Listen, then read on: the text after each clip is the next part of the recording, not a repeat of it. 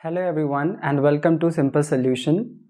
आज का ये लेक्चर वीडियो डीएनए आइसोलेशन के प्रिंसिपल, उसके कुछ मेजर स्टेप्स, उसमें यूज़ होने वाले इंस्ट्रूमेंट और उसमें यूज़ होने वाले जो भी कंपोनेंट्स होते हैं, the reagents and the chemicals, उनका क्या क्या फंक्शन होता है इस प्रोसेस में, वो किस तरीके से रोल निभाते हैं, उसके बारे में डिस्कशन करेंगे।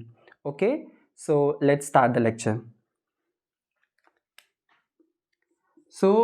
हम सबको ये चीज़ पता है कि जो डीएनए यानी कि हमारा जो जेनेटिक मटेरियल है ये सेल के अंदर प्रेजेंट होता है। मतलब कि ये जेनेटिक मटेरियल मेम्ब्रेन से बाउंड होता है। अगर यूकैरियोटिक सेल है तो बहुत एक्स्ट्रा प्रोटेक्शन है क्योंकि वो न्यूक्लियस के अंदर होगा, तो न्यूक्लियस की जो मेम्ब्रेन है वो भी, और जो सेल की ओवरऑल मेम्ब्रेन है वो भी रहेगी। अगर प्रोकैरियोटिक सेल है तो न्यूक्लियस की मेम्ब्रेन नहीं रहेगी, लेकिन फिर भी मेम्ब्रेन का प्रोटेक्शन जरूर रहेगा। तो अगर हमें उसे आइसोलेट करना है, दैट मीन्स हमें उसको ऑब्टेन करना है। ऑब्टेन करना है मतलब कि एक ही रास्ता है, वो सारे मेम्ब्रेन के कवर्स अगर हटा सके हम, तभी वो जेनेटिक मटेरियल यानी कि जो हमारा डीएनए है जो उन सेल्स के अंदर प्रेजेंट है उसे हम एक्सपोज कर पाएंगे। एक्सपोज कर सकते हैं अगर, तभी हम उसको इजिली सेपरेट कर पाएंगे बाकी मटेरियल से। तो सबसे पहला स्टेप हो जाता है कि इन मेम्ब्रेन्स के कवर को आप कैसे हटाएंगे। ओके, तो सबसे पहले हम उन मेम्ब्रेन्स के कवर को रिलीज करते हैं, रिमूव करते हैं, ताकि हम अपने जेनेटिक मटेरियल को एक्सपोज कर सकें। ये हमारी मेम्ब्रेन होगी, ये सेल की ओवरऑल मेम्ब्रेन होगी, ये न्यूक्लियस हो गया, और इसके अंदर आपका जेनेटिक मटेरियल यानी कि डीएनए प्रेजेंट है। ओके, अगर यहीं पे हमारा प्रोकैरियोटिक सेल होता तो सिर्फ सेल की मेम्ब्रेन है और न्यूक्लियोइड एरिया में आपका जेनेटिक मटेरियल प्रेजेंट है। लेकिन किसी भी कंडीशन में आप देखो, चाहे आप यूकैरियोटिक सेल में देखो चाहे प्रोकैरियोटिक सेल में देखो, हमें इन मेम्ब्रेन्स को रिमूव करना पड़ेगा। ओके, यूजुअली जो डीएनए आइसोलेशन का प्रोटोकॉल होता है, अलग अलग सोर्सेज से जब आप आइसोलेट करोगे तो वो एटलीस्ट 10 to 12 और समटाइम्स 15 स्टेप्स का प्रोसेस होगा। इस लेक्चर में हम उन प्रोसेस को समराइज करके जो उसका मेजर आउटकम निकलता है, एक प्रिंसिपल जो निकलता है, उनके बारे में ही डिस्कशंस करेंगे।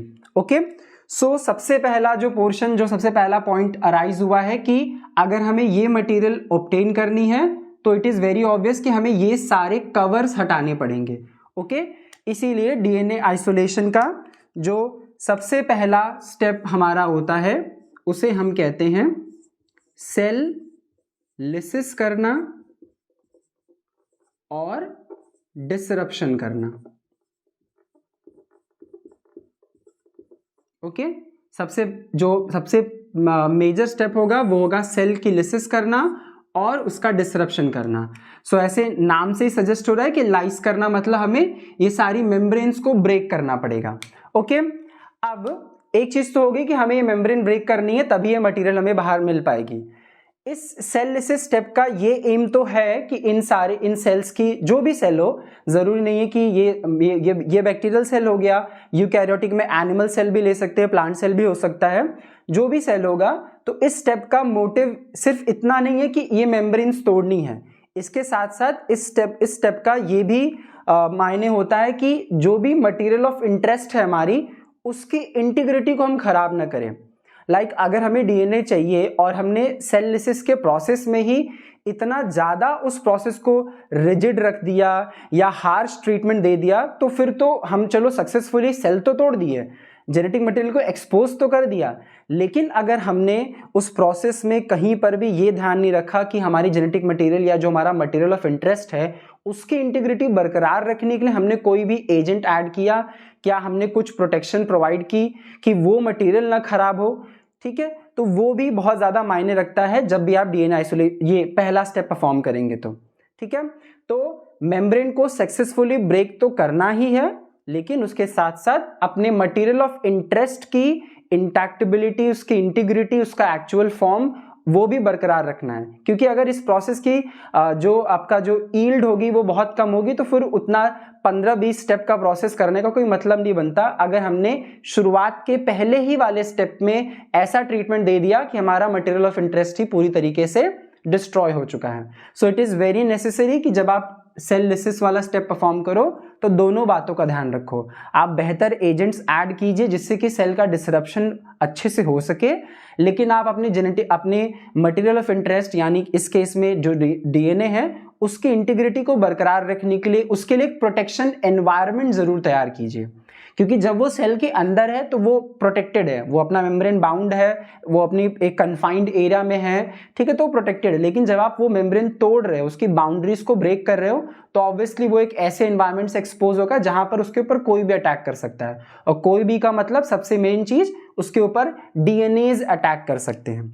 ओके, सो डीएनएज एंजाइम जो होंगे ये सबसे बड़ा थ्रेट होंगे हमारे जेनेटिक मटेरियल के लिए, ठीक है। तो इस वजह से इस स्टेप में दोनों बातों को ध्यान में रखा जाता है। ओके, तो ये जो सेल लिसिस का स्टेप है इसको परफॉर्म करने के लिए आप कई सारे तरीके इस्तेमाल कर सकते हो, हम बारी बारी से सारे तरीके डिस्कस करेंगे। सबसे पहले हम मैकेनिकल तरीके की मदद लेते हैं।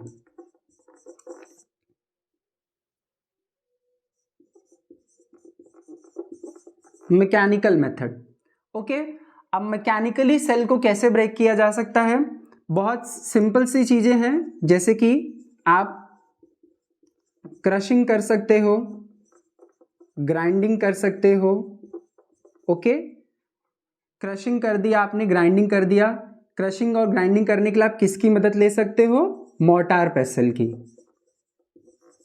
मोर्टार एंड पेसल का इस्तेमाल करके आप क्रशिंग ग्राइंडिंग कर सकते हो। ओके, मोर्टार पेसल आपने लिया और आप इसकी मदद से आराम से क्रशिंग ग्राइंडिंग कर सकते हैं। ओके, देन अब क्रशिंग और ग्राइंडिंग जो है वो ऐसे टिश्यूज पे तो बहुत इजीली अप्लाई हो सकता है जो ज़्यादा बड़े साइज के होंगे। लाइक आपने प्लांट का डीएनए आइसोलेशन करना है तो भी आप आसानी से लीव्स ले लिया या फ्लावर ले लिया, जिससे भी आपने आइसोलेट, तो एक सफिशिएंट अमाउंट में आपको सैंपल मिल जाएगा कि हाँ आपने इसको मोर्टार पेसल में डाल के अच्छे से क्रश कर दिया। लेकिन जो बैक्टीरियल सेल्स हुए या आपने चलो ब्लड से डीएनए आइसोलेशन करना है, तो उस केसेस में ये क्रशिंग ग्राइंडिंग करना मुश्किल होगा। वहां पे हम क्रश तो कर नहीं सकते कि बैक्टीरियल का हमने पैलेट लिया वो इतना ज्यादा भी हमें नहीं मिल जाए, इतना ज्यादा भी हम कलेक्ट नहीं करेंगे कि हम उसको मोर्टार पेसल में क्रश करें, और क्रश करते भी हैं तो फिर हम बाद में उसको कलेक्ट करना मुश्किल होगा। तो उस कंडीशन में हमारे लिए वर्टेक्स इंस्ट्रूमेंट हेल्पफुल होता है। वर्टेक्स इंस्ट्रूमेंट हेल्पफुल होता है। वर्टेक्स क्या करता है, ये हमारे सैंपल में, हमारे मतलब अगर हमने एक ट्यूब में अपने सैंपल को ऐड किया है, sample in the sense cells को ऐड किया है, तो ये मशीन उसको इतना जोर से एजिटेट करता है, उस ट्यूब में टर्बुलेंस क्रिएट करता है कि जब सेल्स आपस में टकराएंगे तो उससे जो फ्रिक्शन जनरेट होगी, उस फ्रिक्शन से वो वियर एंड टियर कॉज कर सकता है। ठीक है, जैसे कि अगर हम समझे तो ये ट्यूब है हमारा। ओके, इस ट्यूब में हमारे सेल्स हैं along with a liquid medium. Okay, liquid medium in the sense culture media नहीं, लिक्विड में वो बफर हो सकता है, कोई एजेंट हो सकता है, वो आगे हम डिस्कस करेंगे कौन सा एजेंट हो सकता है। ये सेल्स अगर इसमें प्रेजेंट हैं तो वर्टेक्स की हेल्प से हम क्या कर रहे हैं, इसको एजिटेट कर रहे हैं। ओके, एजिटेट कर रहे हैं। जब ये एजिटेट हो रहा है तो इस ट्यूब में टर्बुलेंस क्रिएट हो रही है, और इस टर्बुलेंस की वजह से उन सेल्स के बीच में क्या होगा, फ्रिक्शन जनरेट होगा, और इस फ्रिक्शन की वजह से जो वियर एंड टियर कॉज होगी तो वो इस पर्टिकुलर बाउंड्री को, इस पर्टिकुलर मेम्ब्रेन को कोलैप्स कर देगी। ओके, अब इसी वर्टेक्स के काम को आप, ये जो आपने ट्यूब में अपने सेल्स को ऐड किया और वर्टेक्स कर रहे हैं, ठीक, इसी वर्टेक्स के इस पर्टिकुलर प्रोसेस को, ये फ्रिक्शन जनरेट करके वियर एंड टियर कॉज करने को एनहांस किया जा सकता है। उसके लिए हम इस्तेमाल करते हैं सेरामिक बीड्स और ग्लास बीड्स। सेरामिक बीड्स और glass beads. Okay, ceramic beads और ग्लास बीड्स का इस्तेमाल किया जा सकता है। छोटी छोटी बीड्स होंगी, छोटी छोटी, ठीक है, ये सेरामिक की बनी होंगी छोटी छोटी बीड्स, और ये ग्लास के बने, क्रश्ड ग्लास होते हैं तो ग्लास पार्टिकल्स कह लीजिए, वही होते हैं। ठीक, अब ये दोनों स्ट्रक्चर्स कैसे होंगे, बहुत रिजिड हैं, सेल्स जो होगा वो इतना रिजिड नहीं होगा, वो सॉफ्ट स्ट्रक्चर से होंगे। तो ठीक है, जब उनको हम टर्बुलेंस क्रिएट कर रहे हैं वर्टेक्स की हेल्प से, फ्रिक्शन कर रहे हैं, तो वेयर एंड टेयर होगी, पर उतनी बहुत ज्यादा एनहांस्ड वेयर एंड टीयर नहीं हो सकती, क्योंकि दो सॉफ्ट स्ट्रक्चर्स हैं, वो दोनों वो आपस में टकरा रहे हैं। ठीक, अब आप चप्पल पहन के दिन भर सिर्फ टाइल्स पे घूमिए तो ऑब्वियसली चप्पल महीनों क्या सालों चल सकती है, लेकिन आप वही चप्पल सिर्फ दिन भर सड़क पे दौड़ रहे हो या उस पे चल रहे हो, ज्यादा फ्रिक्शन एक रफ सरफेस पे जितना करोगे तो जल्दी खराब हो सकती है, या खराब हो रही है। क्यों हो रही है? क्योंकि उसमें वेयर एंड टीयर ज्यादा हो रहा है, रैपिड हो रहा है।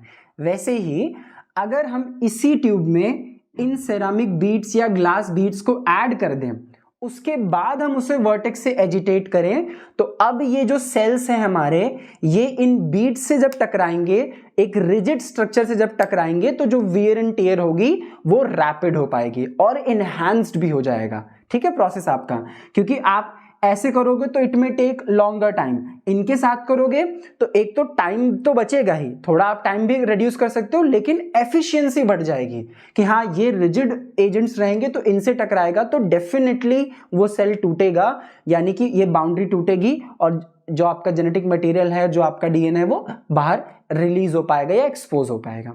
तो ये हो गया तरीका, इस तरीके से हम सेल्स को ब्रेक कर सकते हैं। क्रश कर लीजिए, ग्राइंड कर लीजिए मोर्टर पेसल का इस्तेमाल करके, एनिमल टिश्यूज, प्लांट टिश्यूज, इन सब चीज़ों पे ये हम अप्लाई कर सकते हैं। वर्टेक्स का इस्तेमाल कर रहे हैं कब? जब हम सेल्स को ऐसे मोर्टर पेसल में लेके क्रश नहीं कर सकते। बैक्टीरियल सेल्स हो गया, ठीक है, और आपका अगर फंगल कल्चर भी आपके पास बहुत कम है तो फिर भी आप यही अप्लाई कीजिए, ये नहीं कीजिए। और ब्लड सेल्स हो गए, ऐसे कुछ एग्जाम्पल्स है जिसपे आप ये अप्लाई कर सकते हो। तो इन तरीकों से आप सेल की बाउंड्री को तोड़ सकते हो। अब इसी प्रोसेस को जब हम परफॉर्म कर रहे हैं तो ये जो वर्क होगा ये एक सेफ्टी एनवायरनमेंट में जरूर होना चाहिए। ठीक है, अब सेफ्टी कैसे क्रिएट की जा सकती है वो भी देखते हैं हम लोग। ओके, तो एक और चीज है जिसका इस्तेमाल हम कर सकते हैं, that is liquid nitrogen.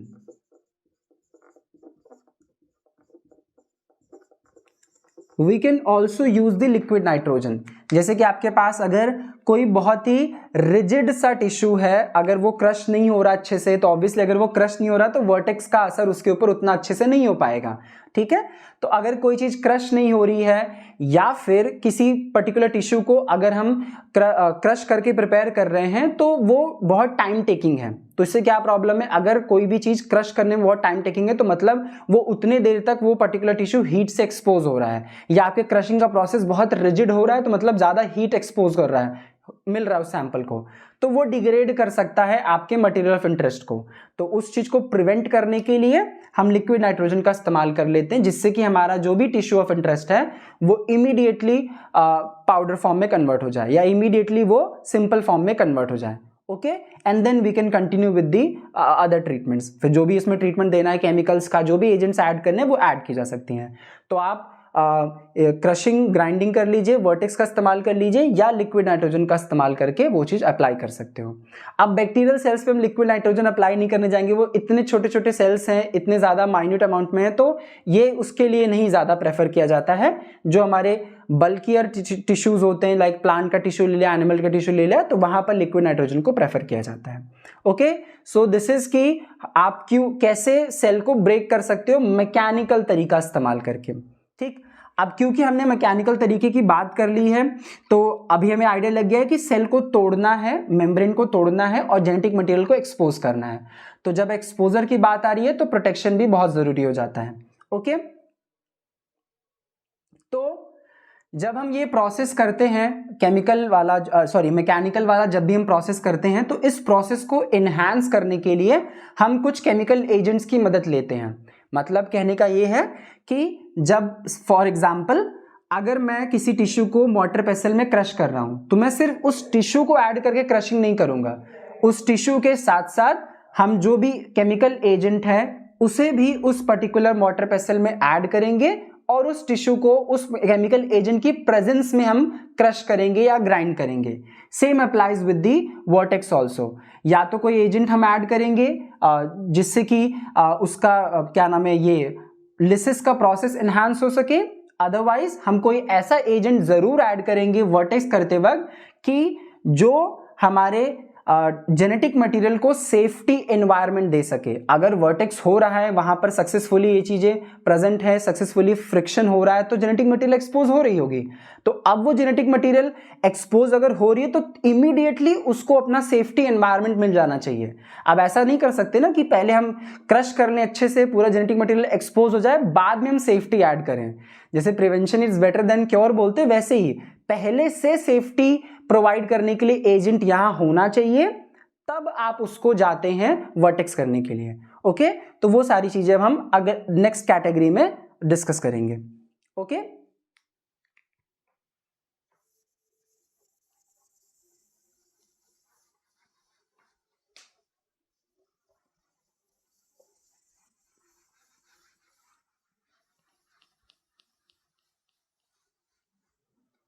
so the next category is the chemical method.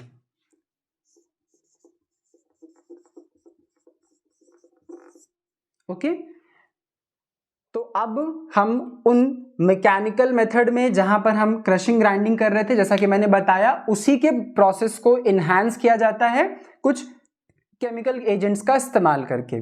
Okay, before discussing the chemical agents, सबसे पहले हम डिस्कस कर लेते हैं कि कौन से ऐसे एजेंट है जिसका इस्तेमाल हम बेसिकली करते हैं डीएनए को एक प्रोटेक्शन एनवायरनमेंट प्रोवाइड करने के लिए। ओके, सो प्रोटेक्शन एनवायरनमेंट प्रोवाइड करने के लिए हम इस्तेमाल करते हैं एक बफर का।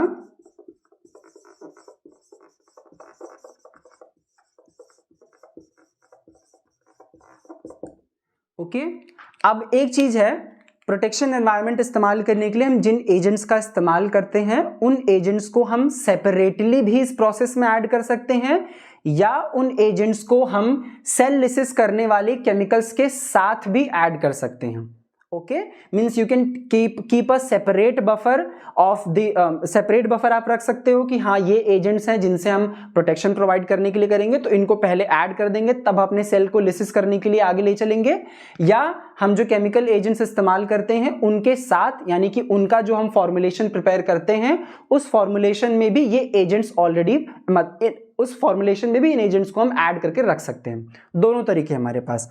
तो वो एजेंट्स मेनली क्या है? इट इज ट्रिस, ओके, जो कि एक बफरिंग एजेंट की तरह काम करता है।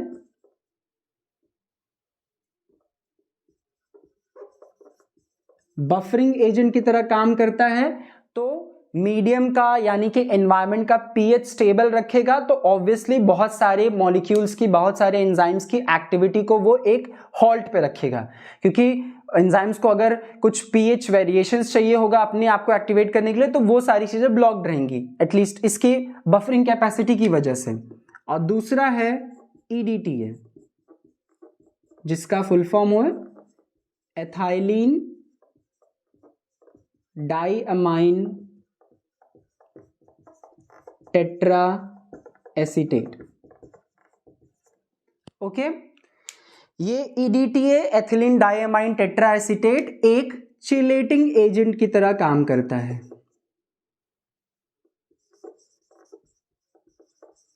ये एक चिलेटिंग एजेंट की तरह काम करता है। प्रीवियस लेक्चर में मैंने इसके बारे में डिस्कस किया था, पर मैं फिर भी आपको बता देता हूं। देखिए, जो हमारा जेनेटिक मटेरियल है that is your DNA. Okay, ये हमारा डीएनए, इसके ऊपर जो मेन अटैक हो सकता है वो हो सकता है डीएनएज एंजाइम का, जो इसे ब्रेक कर सकता है। ओके, ठीक। अब ये जो डीएनएज एंजाइम है इसको जरूरत पड़ती है कोफैक्टर की, रिक्वायर्स कोफैक्टर। कोफैक्टर मिलेगा तो ये अपने फुल एक्टिविटी में आ जाएगा और अपने सबस्ट्रेट को जाकर ये क्लीव कर सकता है या डिग्रेड कर सकता है। ओके, इसके कोफैक्टर्स होते हैं divalent cations, that is like Ca2+, Mg2+। Okay, ये इसके डाइवेलेंट कैटायंस, इसके कोफैक्टर्स होते हैं। अब होता क्या है, चिलेट का मतलब होता है पैक कर लेना या से सराउंड कर लेना। ओके, एक बाउंड्री बना देना ताकि वो कहीं और किसी और से बाइंड ना कर सके। ठीक, तो यही जो ईडीटीए है, ये चिलेटिंग एजेंट, ये इन्हीं डाइवेलेंट कैटायंस को ब्लॉक कर देता है। अब आपको मैंने बता दिया चिलेट का मतलब, तो ये ब्लॉक क्लियर रहेगा कि ब्लॉक का मतलब क्या हुआ। EDTA के मॉलिक्यूल ने इन डाइवेलेंट कैटायंस को ऐसे पैक कर लिया, अपने कवर कर लिया। ओके, तो क्योंकि EDTA है तो अब इसकी वजह से ये डाइवेलेंट कैटायंस फ्रीली अवेलेबल नहीं रहेंगे। अगर ये फ्रीली अवेलेबल नहीं है दैट मीन्स कि डीएनएज को कोफैक्टर नहीं मिल पाएगा, तो it can not attack the genetic material और द डीएनए उस एफिशिएंसी से। तो आप इसको एक प्रोटेक्शन प्रोवाइड कर रहे हो। तो बेसिकली EDTA इनडायरेक्टली काम कर रहा है, डायरेक्टली तो डीएनए पे नहीं आ रहा, इनडायरेक्टली डाइवेलेंट कैटायंस को ब्लॉक कर रहा है ताकि डीएनए की एक्टिविटी को प्रिवेंट किया जा सके। ओके, सो ये है हमारा प्रोटेक्टिंग एजेंट। तो क्या है प्रोटेक्शन के लिए, हम ट्रिस का इस्तेमाल करते हैं और EDTA। अब मैंने क्या बोला था कि इनको आप सेपरेटली यूज कर सकते हो या इन दोनों, ये सेपरेट बफर प्रिपेयर करके यूज कर सकते हैं, या इन दोनों को आप केमिकल मेथड में यूज होने वाले जो भी एजेंट्स अभी हम डिस्कस करेंगे उन एजेंट्स के फॉर्मुलेशंस में भी इन्हें ऐड किया जा सकता है। तो हम इस तरीके से इनको इस्तेमाल कर सकते हैं। वो प्रोटोकॉल टू प्रोटोकॉल हम वैरी कर सकते हैं, हम ऑप्टिमाइज कर सकते हैं, पर इसका इस्तेमाल किया जा सकता है। तो बेसिकली इस चीज को हम TE बफर भी कहते हैं। ये जो हमने कॉम्पोजिशन यहाँ पे ड्रॉ बनाया है इसे हम TE बफर कहते हैं। और बहुत ऑब्वियस है कि T Tris and E for EDTA है। ओके, सो ये हो गया हमारा प्रोटेक्टिंग एजेंट। अब हम डिस्कस करते हैं कि चलिए प्रोटेक्शन हो गया। अब अगर हमारे पास दो तरीके थे, जैसे कि हम प्रोटेक्शन एजेंट ऐड कर दें, फिर अपना सेल ऐड करें और फिर उसको मैकेनिकल तरीके से जो करना हम कर लें, वर्टेक्स करना है तो हम ग्लास बीड्स डाल के वर्टेक्स कर लें, फिर केमिकल एजेंट्स को हम ऐड करें, और या फिर किसी केमिकल एजेंट के फॉर्मुलेशन में अगर हमने इन दोनों को इंक्लूड किया है तो हमने अपना सेल लिया, उसमें वो केमिकल एजेंट ऐड किया, तो chemical agent plus ceramic beads और द ग्लास बीड्स वर्टेक्स के साथ हो रहा है, अपना लिसिस भी हो रही है और प्रोटेक्शन एनवायरनमेंट प्रोवाइड करने के लिए ये दोनों भी वहां पे ऑलरेडी प्रेजेंट है। तो आइदर वे हम इस चीज को कर सकते हैं। ओके, अब इस केमिकल मेथड में जो केमिकल एजेंट्स हम इस्तेमाल करते हैं उन सब में सबसे ऊपर सबसे ज्यादा प्रायोरिटाइज किया जाता है डिटर्जेंट्स को।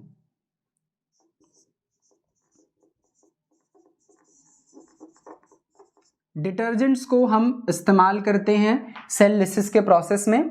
ओके, डिटर्जेंट्स को इस्तेमाल किया जाता है क्योंकि ये बहुत अच्छे डीनेचुरेंट्स होते हैं। ओके, और यू कैन से डीनेचुरेटिंग एजेंट्स होते हैं। ओके, अब इन डिटर्जेंट्स की कैटेगरी में जो बहुत ही प्रोमिनेंटली यूज किया जाता है डिटर्जेंट वो है, एक है CTAB and the other one is SDS। Okay, अब ये दो डिटर्जेंट्स हैं जिनको प्रोमिनेंटली यूज करते हैं हम। CTAB का फुल फॉर्म है सेटाइल ट्राईमेथाइल अमोनियम ब्रोमाइड,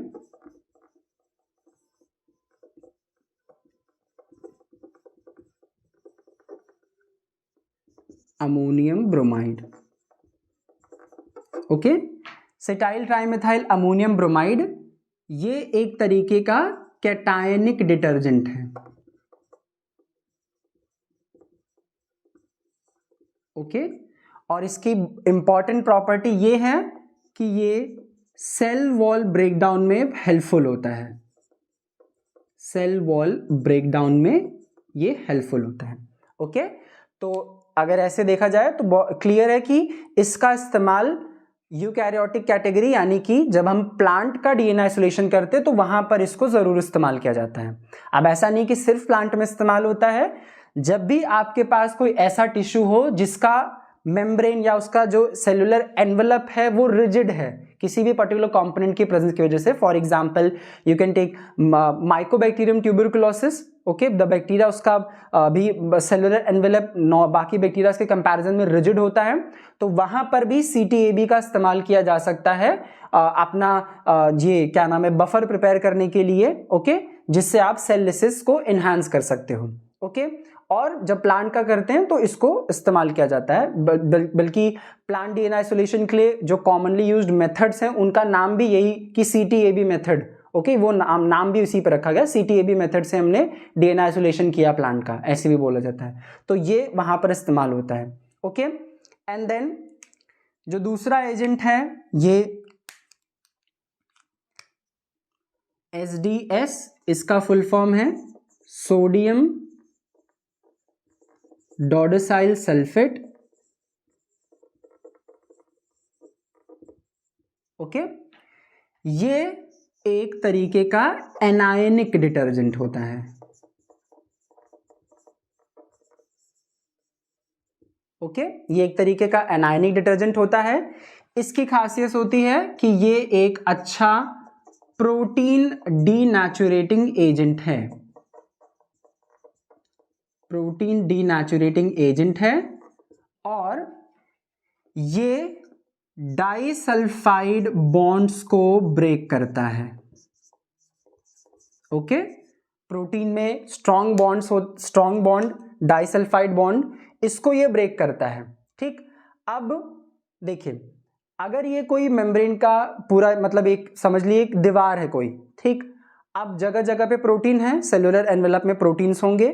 अगर हम डाइसल्फाइड बॉन्ड्स को ब्रेक कर रहे हैं तो हम क्या कर रहे हैं, बेसिकली डाइसल्फाइड बॉन्ड्स को ब्रेक कर रहे हैं, तो जो पूरे मेम्ब्रेन की इंटैक्टिबिलिटी है वो डिस्टर्ब जरूर होगी, क्योंकि जगह जगह से अगर कोई चीज क्लीव हो रहा है तो अगर एक प्रोटीन यहां पे थी इस पूरे मेम्ब्रेन पर और वो उसको स्टेबल करके रख रही थी, इस प्रोटीन का ही स्ट्रक्चर अगर कोलैप्स करने लगे क्योंकि डाइसल्फाइड बॉन्ड्स ब्रेक हो रहे हैं, उसकी स्टेबिलिटी बिगड़ रही है, तो अगर उस पर्टिकुलर प्रोटीन मॉलिक्यूल की स्टेबिलिटी बिगड़ रही है तो इस पर्टिकुलर मेम्ब्रेन की इंटैक्टिबिलिटी भी खराब होगी। ओके, तो अगर वो खराब होगी तो बहुत इजीली ये मेम्ब्रेन कोलैप्स हो सकेगी। ठीक, और आप तो ये चीज अप्लाई करने के साथ साथ मैकेनिकली भी ट्रीट कर रहे हैं, फ्रिक्शन कर रहे हैं, वर्टेक्स कर रहे हैं या एजिटेट कर रहे हैं। अगर आपके पास वर्टेक्स नहीं होता है, अगर अवेलेबल नहीं है फॉर द टाइम, तो आप एजिटेशन अपने फिंगर से भी कर सकते हैं, ट्यूब को होल्ड करके आप उसको ऐसे जोर जोर से भी कर सकते हैं एजिटेट, तो टर्बुलेंस क्रिएट होता है और ये भी एफिशिएंटली किया जा सकता है। हाँ, आपको टाइम ज्यादा लगेगा और उंगलियों में दर्द भी होगा, ठीक है, लेकिन अगर नहीं है तो फिर बियर करना पड़ेगा वो पेन। ओके, तो ऐसे किया जा सकता है। तो ये हो गए इन दो डिटर्जेंट्स का एक मेजर रोल जो यहां पर करते हैं, एंड ये प्रोटेक्शन। अब आप ये बफर ऐड कर दीजिए और SDS ऐड कर दीजिए। ओके, और you can prepare a combination of CTAB and these two agents, और वो बफर बनाकर आप इस्तेमाल कर सकते हैं। ओके, अपने DNA आइसोलेशन के प्रोसेस में। तो मैंने जैसा बताया कि आप सेपरेट इनको ऐड करो, अगर सेपरेट ऐड करना है तो टिश्यू ऐड करने के बाद इनको ऐड कर दीजिए, तभी मैकेनिकल ट्रीटमेंट दीजिए। नहीं तो अगर आपने इनके साथ कंबाइन किया है तो टिश्यू ऐड कीजिए, इन्हें ऐड कीजिए और मैकेनिकल ट्रीटमेंट कर लीजिए, तो आपका जो आपका मैकेनिकल है और केमिकल मेथड दोनों साथ में चल सकता है। ओके, अब डिटर्जेंट हो गए, आपका ये प्रोटेक्शन के लिए एजेंट हो गया। इसके अलावा हम यहां पर एंजाइम्स का भी इस्तेमाल कर सकते हैं। ओके, तो हम उन एंजाइम्स के बारे में भी डिस्कस कर लेते हैं कि क्या मेजर एंजाइम्स है जिनका आप इस्तेमाल कर सकते हो सेल की लिसिस को और एनहांस करने के लिए। ओके,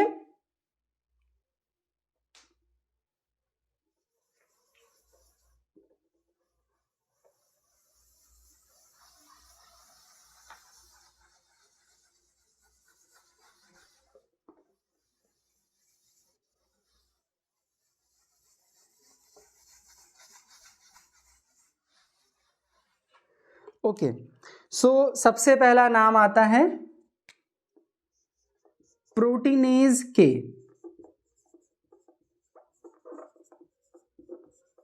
प्रोटीनेज के एंजाइम। ठीक, देखिए जो एंजाइम्स वगैरह हैं, अब आपके पास अगर वो रिसोर्सेस अच्छे खासे अवेलेबल है तो ऑब्वियसली हम एंजाइम्स को यूज कर सकते हैं हर तरीके से, पर ऐसा नहीं है कि अगर आपने ये एंजाइम नहीं डाला है तो आपको कभी अच्छा DNA मिलेगा ही नहीं। ओके, ऐसी कंडीशन कहीं नहीं होती कि आपने कोई प्रोटोकॉल फॉलो किया, अरे इसमें तो कोई एंजाइम ही नहीं यूज हुआ है तो मुझे अच्छा क्वालिटी का DNA नहीं मिलेगा। It is not necessary. आपकी हैंडलिंग, आप किस प्रिसाइज तरीके से उसको यूज कर रहे हो, वो सब चीजें बहुत मायने रखती हैं। इट्स नॉट कि आपने मटेरियल अच्छी यूज कर ली तो चलो अच्छा रिजल्ट आ ही जाएगा।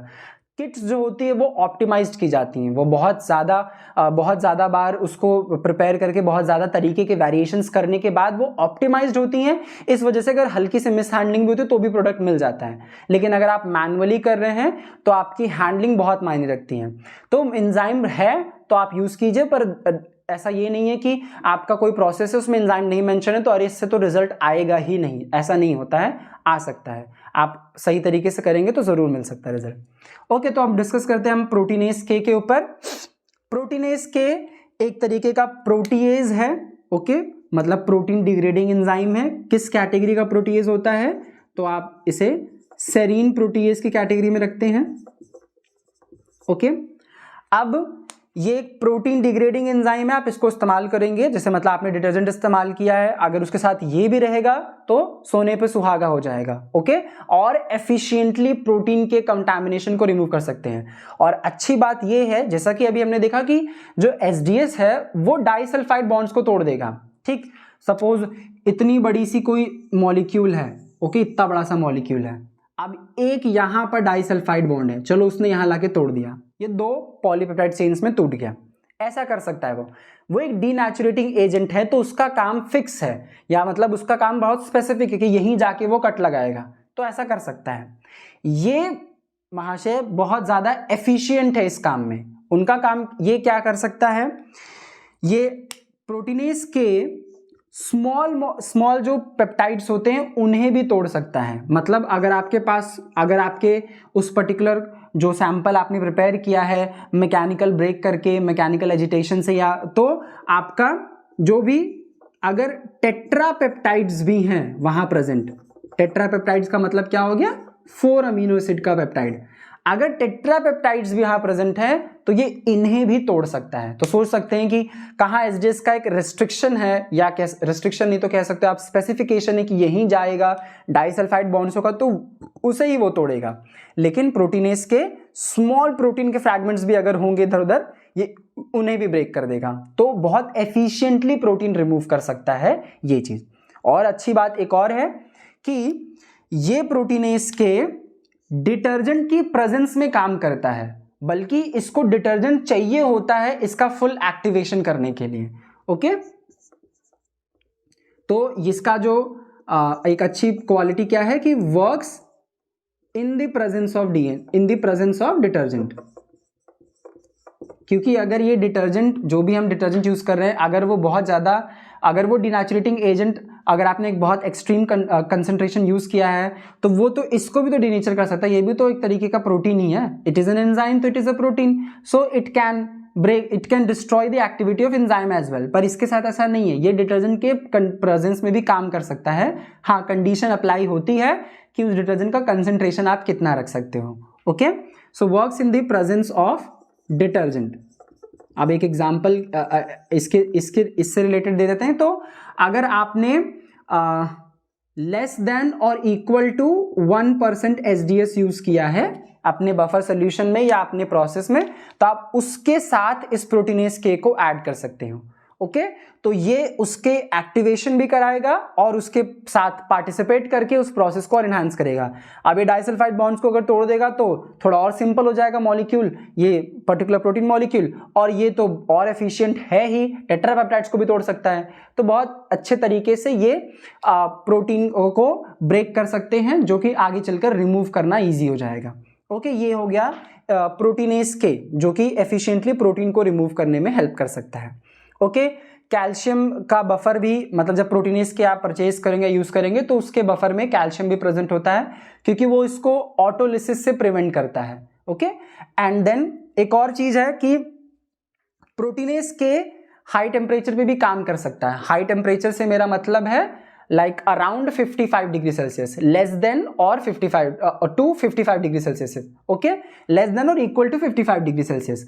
अगर आप इसको बहुत ज्यादा ऊपर ले जाते हो 60-65, तो देयर इज अ चांस कि ये अपनी प्रॉपर्टी लूज कर सकता है, ये डीनेचर हो सकता है।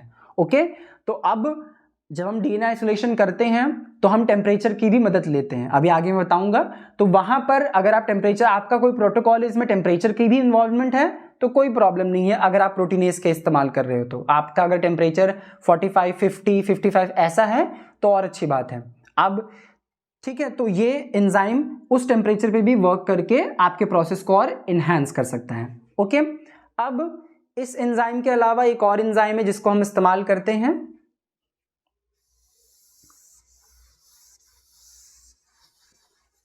And that is for the removal of RNA impurities. Okay, that is RNase A.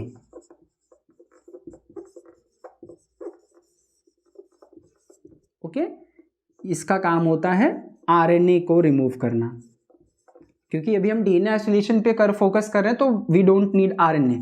Like आपने अगर लास्ट वीडियो देखी होगी तो उसमें जहाँ पर हम DNA का जेल का इंटरप्रिटेशन मैंने बताया था एग्रोजेल इलेक्ट्रोफोरेसिस से कंटिन्यूअस जो वीडियो थी, तो उसमें मैंने बताया था कि RNA कंटामिनेशन अगर है तो इसका मतलब RNA या तो आपने यूज़ नहीं किया है या तो एफिशिएंट नहीं था आपका जो जिस भी स्टेप पे आपने इसका इस्तेमाल किया है. तो RNA रिमूवल करना होता है. इस एंजाइम को वर्क करने के लिए हम इसको 37 डिग्री सेल्सियस का टेम्परेचर प्रोवाइड करते हैं एंड अराउंड 30 मिनट्स का इंक्यूबेशन देते हैं. ओके, टेम्परेचर प्रोवाइड करने का मतलब मेरा ये है कि आपने अपने सैंपल ट्यूब में जब RNAs ऐड कर दिया है, आप उसको अच्छे से मिक्स करोगे जेंटली एंड देन उस ट्यूब को आप 37 डिग्री सेल्सियस पे आधे घंटे के लिए छोड़ दोगे, ताकि सेल की लिसिस के बाद जितना भी RNA एक्सपोज हुआ है वो RNA अब इसके कांटेक्ट में आकर डिग्रेड हो जाए. देन आप सेपरेशन के स्टेप पर आगे बढ़ो या सेपरेशन करो. ठीक, तो मतलब कि इस एंजाइम को आप शुरुआत के स्टेप में भी इस्तेमाल कर सकते हो, दैट इज सेल लिसिस, और आप कंप्लीट प्रोसेस करने के बाद मतलब DNA को ऑब्टेन करने के बाद भी इस पर्टिकुलर चीज से ट्रीटमेंट दे सकते हो. बस वहां पर यह रहेगा कि अगर आपने DNA ऑब्टेन करने के बाद इसका ट्रीटमेंट दिया है तो उस कंडीशन में क्या हो जाएगा कि आपके DNA सैंपल में आपको प्रोटीन भी मिलेगी. ओके, क्योंकि ये भी तो एक प्रोटीन है तो ये वहां पर रहेगा. लेकिन अगर आपने इन्हीं किसी स्टेप में इस्तेमाल कर लिया है, सेपरेशन प्रोटीन के सेपरेशन से पहले वाले स्टेप में इस्तेमाल कर लिया है, तो फिर आगे नहीं मिलेगा. बस ये हो जाता है कि हो सकता है इधर आपके ट्यूब में वो कॉन्कॉक्शन या जो मटेरियल पूरा मिक्सचर है वो इतना ज्यादा हो कि पूरा RNA पे इसका एक्शन ना हो पाए. हो सकता है कि कुछ RNA ऐसे बच जाए. ओके, या मिक्सिंग नहीं कर रहे हो आप, क्योंकि आप आधे घंटे से लेके छोड़ नहीं देना वहां पे कि चलो ट्यूब इंक्यूबेटर में रखा आधे घंटे छोड़ दो. आपको टाइम टू टाइम जाके ट्यूब को इन्वर्ट मिक्स करना पड़ेगा ताकि ये डिस्ट्रीब्यूट होता रहे ट्यूब में हर जगह. ओके, अगर आप ऐसा करते हो तो हाँ एफिशिएंटली वो उसको रिमूव कर सकता है. फिर जब प्रोटीन का रिमूवल होगा तो ये भी रिमूव हो जाएगा, तो लास्ट का जो DNA आपको मिलेगा वो उसमें प्रोटीन भी नहीं रहेगी, मतलब जो बाकी प्रोटीन है वो नहीं रहेगी और आपका RNA भी नहीं रहेगा. ठीक है, और इस पर्टिकुलर एंजाइम का ट्रीटमेंट आप DNA के मॉलिक्यूल DNA का पैलेट ऑब्टेन करने के बाद भी कर सकते हो. सेम इतना ही करना पड़ेगा. ओके, RNA रिमूव हो सकता है उससे. ठीक है, तो ये हो गया कि सेल को ब्रेक कैसे करना है. तो अभी जो हमने डिस्कस किया उसमें ये डिस्कस किया कि सेल को ब्रेक कैसे कर सकते हैं, लेकिन ये भी ध्यान में रखना होता है कि प्रोटेक्शन मिलता रहे या प्रोटेक्टेड रहे हमारा मटेरियल ऑफ इंटरेस्ट. ओके, तो प्रोटेक्शन प्रोवाइड करने के लिए हम एजेंट्स यूज कर सकते हैं, ट्रेस और EDTA. सेल को ब्रेक करने के लिए हम मैकेनिकली ब्रेक कर सकते हैं और केमिकली ब्रेक कर सकते हैं. फिर अभी मैंने बताया था कि टेम्परेचर भी हमारी मदद कर सकता है सेल को ब्रेक करने के लिए. ओके, तो टेम्परेचर का इस्तेमाल भी कर सकते हैं हम लोग सेल ब्रेक करते वक्त, यानी कि सेल लिसिस के स्टेप पर टेम्परेचर की भी हेल्प ली जाती है. ओके, तो उसे हम रख सकते हैं फिजिकल मेथड की कैटेगरी में. ओके, तो हम यहां पर हाई टेम्परेचर का इस्तेमाल करते हैं सेल को ब्रेक करने के लिए या लिसिस करने के लिए. अब ये हाई टेम्परेचर का मतलब क्या हो गया, ये रेंज कर सकता है 50 to 55 डिग्री सेल्सियस और sometimes in some cases it is 60 to 65 also. Okay, तो अब आप देख सकते हैं कि देखिए जब आप हाई टेम्परेचर पे अपने ट्यूब को रखेंगे, ठीक है, अब ये जो ड्यूरेशन है हाई टेम्परेचर पे वो ड्यूरेशन 30 मिनट्स की भी हो सकती है और it can go to 1 hour also. Okay, जब आप हाई टेम्परेचर पे अपने ट्यूब को प्लेस करेंगे, ट्यूब कौन सा ट्यूब, जिस ट्यूब में हमारा टिश्यू है, हमने उसी ट्यूब में बफर केमिकल एजेंट्स को ऐड किया था और उस ट्यूब को हमने वर्टेक्स से या मोटर पेसल में पहले क्रश करके टिश्यू को उस ट्यूब में ऐड किया था.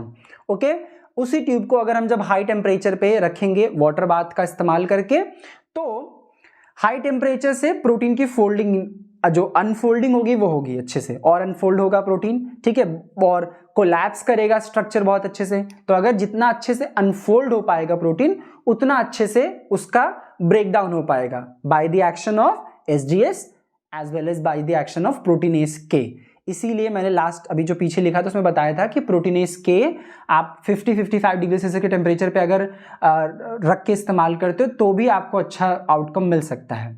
ओके, अगर आपने हाई टेम्परेचर नहीं इस्तेमाल करना, आपके प्रोसेस में नहीं है, तो आप प्रोटीनेस के को भी 37 डिग्री सेल्सियस पे ही रखेंगे जैसा आप आरएनएज को रखते हो।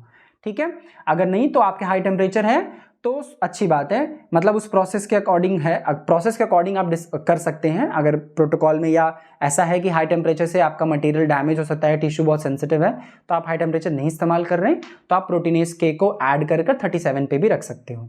ओके, सो हाई टेम्परेचर का भी इस्तेमाल किया जा सकता है इस प्रोसेस को इन्हांस करने के लिए। साथ ही साथ हाई टेम्परेचर जो होता है डिटर्जेंट की डीनेचुरेटिंग पावर को भी इंप्रूव करता है, इन्हांस करता है। कैसे करता है? वही चीज कि अगर स्ट्रक्चर अनफोल्ड हो जाएगा, स्ट्रक्चर और कोलैप्स हो जाएगा, तो बहुत आसान होगा डिटर्जेंट्स को डाइसल्फाइड बॉन्ड्स पे एक्ट करना, उनको ब्रेक करना। सेम वही चीज प्रोटीनेस के लिए भी बहुत आसान हो जाएगी। तो एक तरीके से आप कह सकते हो कि टेम्परेचर आपके पिछले 2 स्टेप्स जो हैं उनको, उनके आउटकम को और इन्हांस कर देता है। तो यस, हम जब भी डीएनए आइसोलेशन करते हैं तो सेल लिसिस में हम मैक्सिमम प्रोटोकॉल्स में आप देखेंगे कि तीनों तरीके इन्वॉल्व होते हैं। मैकेनिकली भी वहां पर होता है, ठीक है, वर्टेक्स होगा, नहीं तो क्रशिंग होगी, लाइक लिक्विड नाइट्रोजन होगा। केमिकल एजेंट्स तो डेफिनेटली होंगे जिसमें डिटर्जेंट्स हो सकता है, कोई या डिटर्जेंट से बना हुआ कोई बफर का मिक्सचर हो सकता है, प्रोटेक्शन के लिए ट्रेस एडीटीए होगा ही, ठीक।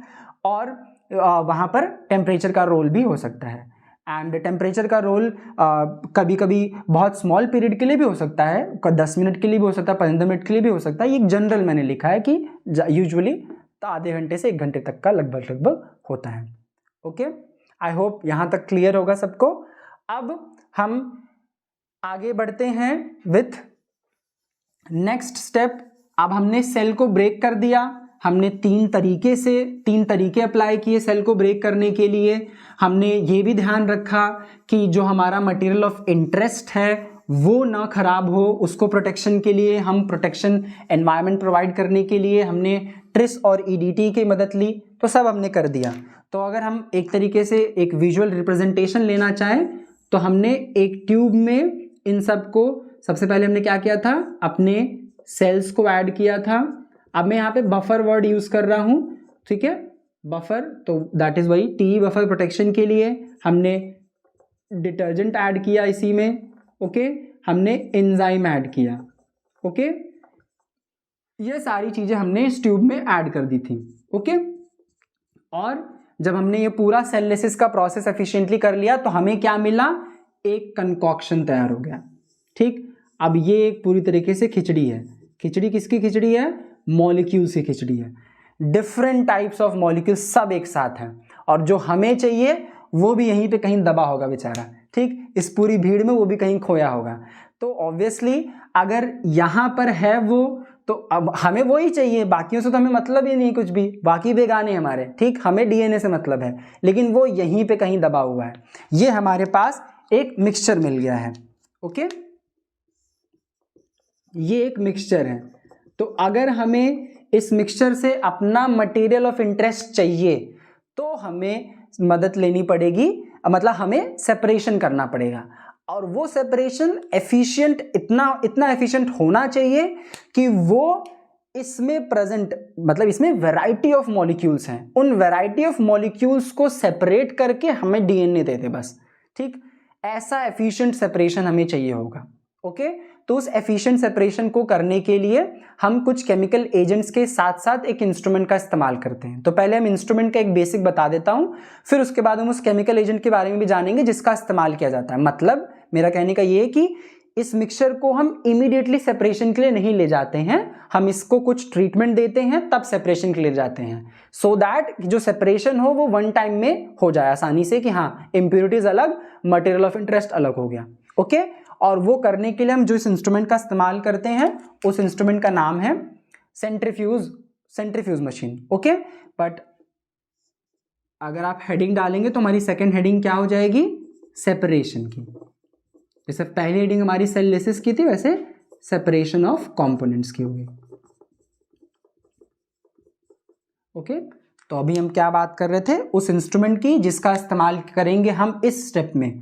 ओके, उस इंस्ट्रूमेंट का नाम है सेंट्रीफ्यूज मशीन।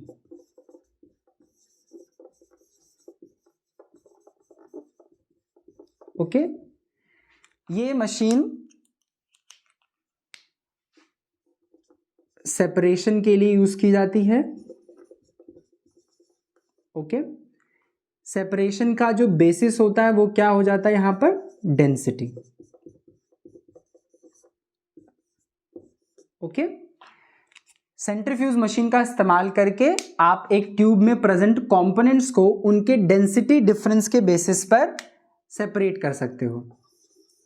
डेंसिटी डिफरेंस के बेसिस पर उनको आसानी से सेपरेट किया जा सकता है।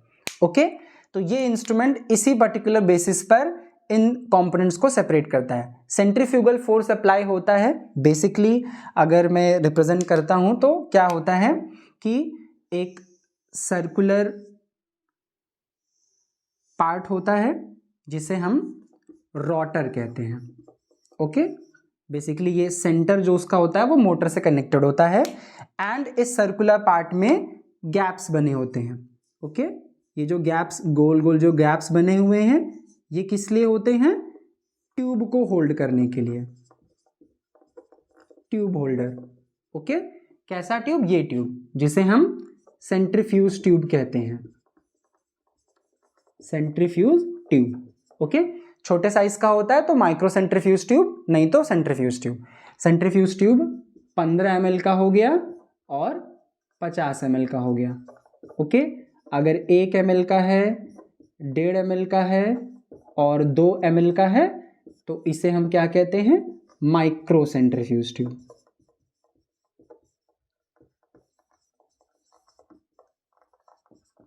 ओके, तो ये ट्यूब होल्डर है। अब जब ये चीज, ये मोटर मतलब रोटर जो है एक मोटर से रोटेट करेगा। ओके, एक पर्टिकुलर स्पीड पर। ओके, हम स्पीड सेट करते हैं इंस्ट्रूमेंट पे तो वो रोटेट करेगा। वो स्पीड अगर आप जानना चाहते हो तो यूजुअली डीएनए आइसोलेशन में जो हम इस्तेमाल करते हैं वो 8000 आरपीएम, 10,000 आरपीएम। आप प्रोटोकॉल टू प्रोटोकॉल देखोगे तो बहुत सारे वेरिएशंस मिलेंगे। मैं इन जनरल आपको आइडिया दे रहा हूं, 12,000 आरपीएम। ओके, ये कॉमनली यूज्ड आरपीएम्स है इस पर्टिकुलर प्रोसेस में। 5,000 आरपीएम बहुत ज़्यादा कम हो जाएगा इस प्रोसेस के लिए, तो 8,000, 10, 12 ये इस्तेमाल किए जाते हैं इस प्रोसेस में। ओके, अब जब ये ट्यूब इस मशीन में रखकर हम रोटेट कर रहे हैं एक पर्टिकुलर स्पीड पर, तो क्या होगा, जो फोर्स अप्लाई होगा, सर्कुलर मूवमेंट हो रही है उसके ऊपर जब फोर्स अप्लाई होगा तो उस फोर्स से ये इस पर्टिकुलर ट्यूब में प्रेजेंट मटेरियल अपने डेंसिटी के डिफरेंस की वजह से अलग अलग पोजीशन एक्वायर करते हैं। ठीक, अब एक एग्जांपल अगर हम लेते हैं इसी चीज को समझने के लिए कि सपोज ये नहीं है, अभी हमारे पास एक ट्यूब है। ठीक, इसमें हमने सैंड प्लस वाटर रखा है। ओके, सैंड प्लस वाटर है, मतलब अभी हमने इसको अच्छे से शेक किया है। ओके, हालांकि ये तो ऐसे भी सेटल हो जाएगा। चलो सैंड नहीं, हम मड ले लेते हैं। ओके, मड और वाटर को हमने अच्छे से मिक्स कर लिया है, तो सेटल करने में बहुत टाइम लगता है ना। सैंड तो थोड़ा हैवी होता है, जल्दी सेटल हो जाएगा, थोड़ा टाइम लगेगा इसको। ठीक, अब जब हम इस ट्यूब को इसमें रखकर रोटेट करेंगे, ठीक, तो अब इन दोनों में से डेंसिटी हाई किसकी होगी, इसकी डेंसिटी ज्यादा होगी। ओके, मड की as compare to water. Okay, तो जिसकी डेंसिटी हाई होती है वो, अब जब ये पर्टिकुलर ट्यूब है ऐसे ऐसे रोटेट कर रहा है। ओके, इस तरीके से, तो ये सेंटर ऑफ एक्सिस हुआ, नीचे की तरफ हुआ ना, सेंटर इधर की तरफ। तो जिसकी डेंसिटी ज्यादा होती है वो एक्सिस के तरफ जाता है, मतलब ये जो मड होगी वो नीचे सेटल हो जाएगी। Okay, just a minute. ये जो हमारा ट्यूब होगा, जब हम इसको रोटेट कर लेंगे, रोटेट करने के बाद हम इंस्ट्रूमेंट ऑफ करके जब निकालेंगे तो हमें कुछ इस तरीके से अपीयरेंस मिलेगी।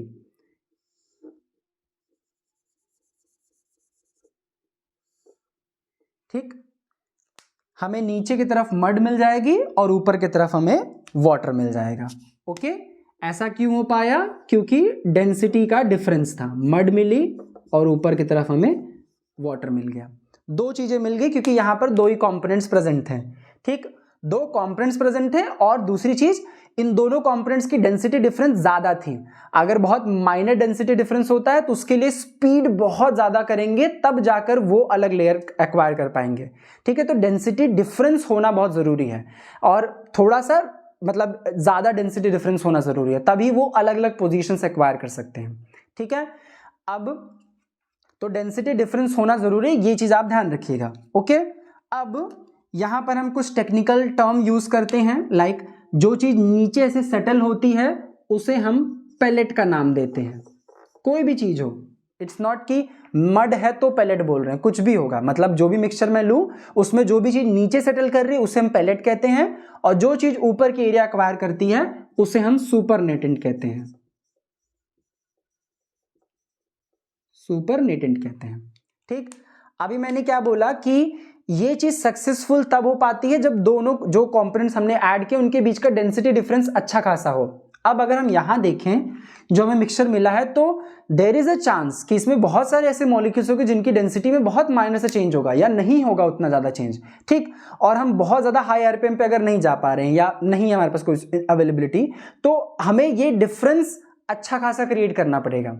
ठीक, कि जो भी बायोमोलिक्यूल्स इसमें प्रेजेंट है इस मिक्सचर में उसकी डेंसिटी और हमारे जो मटेरियल ऑफ इंटरेस्ट है उसकी डेंसिटी वो अलग हो जानी चाहिए, मतलब अच्छा खासा डिफरेंस होना चाहिए। वो डिफरेंस क्रिएट हो जाएगा तब ये इंस्ट्रूमेंट उसको एफिशिएंटली सेपरेट कर देगा, क्योंकि ये इंस्ट्रूमेंट सेंस नहीं कर सक रहा है कि हाँ इन्हें डीएनए चाहिए, इन्हें डीएनए अलग करके दे दो।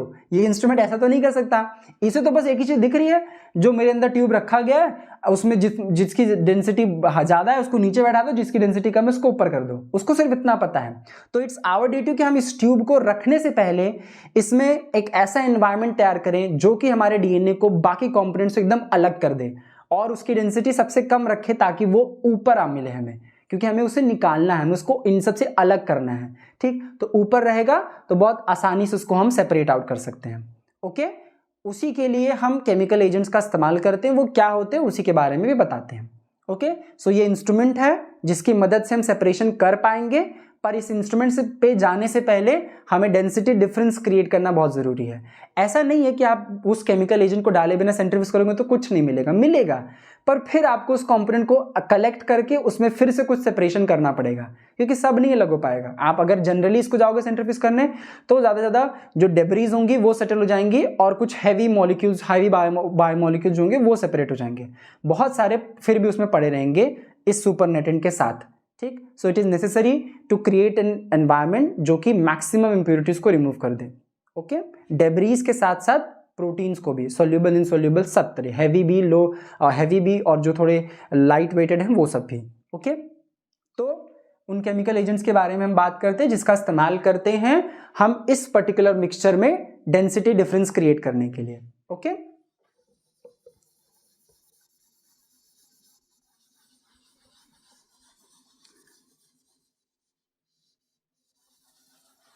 ओके, सो वो केमिकल एजेंट है एक mixture of phenol,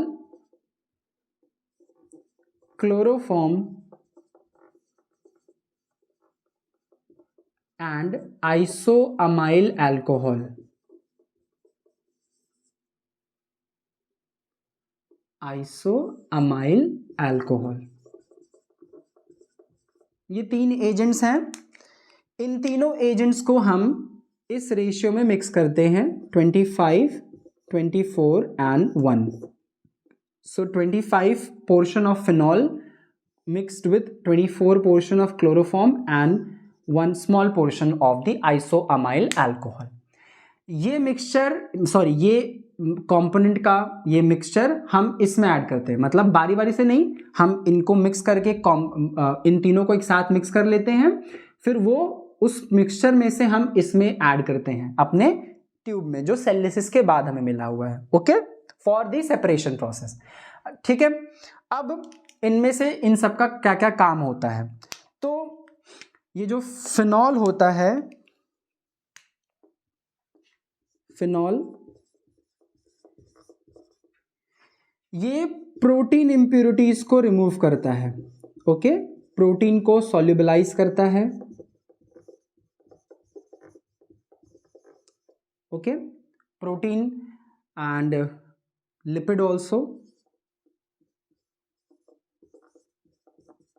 protein and lipid जो भी स्कैटर्ड हैं उस पूरे मिक्सचर में, उन सबको सॉल्युबलाइज करता है और अपने साथ मिक्स कर लिया तो ये अपना सेपरेट लेयर प्रिपेयर कर लेगा, तो प्रोटीन लिपिड का झंझट उसमें चला जाता है।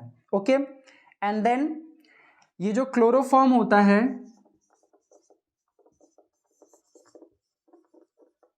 ये डीएनए को सेपरेट करता है। This chloroform separates DNA in the aqueous layer. Aqueous layer जो कि एक टॉप मोस्ट लेयर रहती है, सबसे ऊपर यही लेयर दिखती है। इस लेयर को एक्वस इसलिए कहा जाता है क्योंकि ये बिल्कुल एकदम पानी की तरह सफ़ेद होती है। अनलेस आप अगर आपने प्लांट टिश्यूज वगैरह यूज़ किए हैं, अगर पिगमेंट्स अच्छे से रिमूव नहीं हुए इस प्रोसेस के दौरान, तो वो हल्का सा पिगमेंटेड हो सकता है, otherwise it is clear. Okay, it is clear liquid, so इसी वजह से उसको एक्वस लेयर कहा जाता है। ओके, बट एक्चुअली में that layer is created by the action of chloroform and इसी पर्टिकुलर लेयर में, इसी एक्वस लेयर में डीएनए प्रेजेंट होता है और ये टॉप मोस्ट होता है, तो हमारे लिए बहुत आसान होता है उसको अलग कर लेना। ठीक, अब आते इसका क्या काम है, आइसोमेल अल्कोहल का छोटी सी पोर्शन है, छोटा सा काम है इसका। ये आइसोअमाइल अल्कोहल एंटी फोमिंग एजेंट की तरह काम करता है, एंटी फोमिंग एजेंट। ओके, तो बेसिकली जब हम इस पूरे प्रोसेस में बहुत सारे डिटर्जेंट्स वगैरह इस्तेमाल कर रहे हैं, हम बहुत मिक्सिंग करेंगे इसमें, तो अगर फोम्स क्रिएट होगी तो जो लेयर्स बनेंगे इनके, जैसे ये लेयर बनेगा, एक इसका लेयर बनेगा, तो लेयर्स के बीच में फोम ना रहे या कोई भी बबल्स का लेयर ना आए, ताकि सेपरेशन में कोई प्रॉब्लम ना क्रिएट हो। जब वो सेंट्रीफ्यूज करके लेयर्स बना रहे हैं तो वो फोमिंग को प्रिवेंट कर देता है, कोई भी फोम फॉर्मेशन नहीं होगी, तो लेयर्स एफिशिएंटली बनेंगे। ओके, बीच में कोई भी ऐसा मिक्सिंग नहीं हो पाएगा उन सब का। ओके, तो इस पर्टिकुलर एजेंट को हम ऐड करते हैं, मिक्स करते हैं, इनको हमने ऐड किया, इसके साथ मिक्स किया और सेंट्रीफ्यूज की मदद ली। सेंट्रीफ्यूज से जब हम बाहर निकालते हैं तो अभी इसी से क्लियर हो गया कि डीएनए वाला लेयर, जिसमें डीएनए होगा जो लेयर में, वो सबसे ऊपर रहेगा। उसके अलावा क्या लेयर्स होते हैं वो मैं बताता हूं आपको। ओके, तो अगर हम देखें तो हमने क्या किया कि हमने इस मिक्सचर को, जो हमने मिक्सचर यहाँ पे तैयार किया था, सेंट्रीफ्यूज ट्यूब हमने में ऐड किया था, इस मिक्सचर को हमने पीसीआई से ट्रीट किया। ओके, पीसीआई ट्रीटमेंट, पीसीआई ये, okay, PCI phenol chloroform isoamyl alcohol, PCI treatment दिया और इसके बाद हमने इसको सेंट्रीफ्यूज किया। ये सेंट्रीफ्यूज का सिंबल है। ओके, आप ऐसे बनाते हो, अगर प्रोसेस को शॉर्ट फॉर्म में लिखा तो आप ये प्रिपेयर कर दो, सेंट्रीफ्यूज हो गया। सेंट्रीफ्यूज किया, अब उसके बाद हमें क्या देखने को मिलता है वो बताता हूं।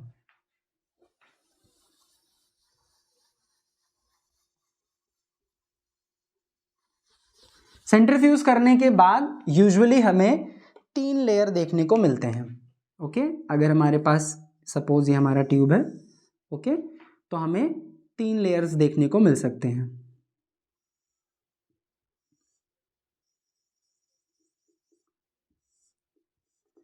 First layer, second layer and the third layer. Okay, ये जो थर्ड लेयर होता है यहां पर होता है phenol. Okay, phenol with the protein and lipid, protein and lipid को सॉल्युबलाइज करके फिनॉल ने नीचे ले गया।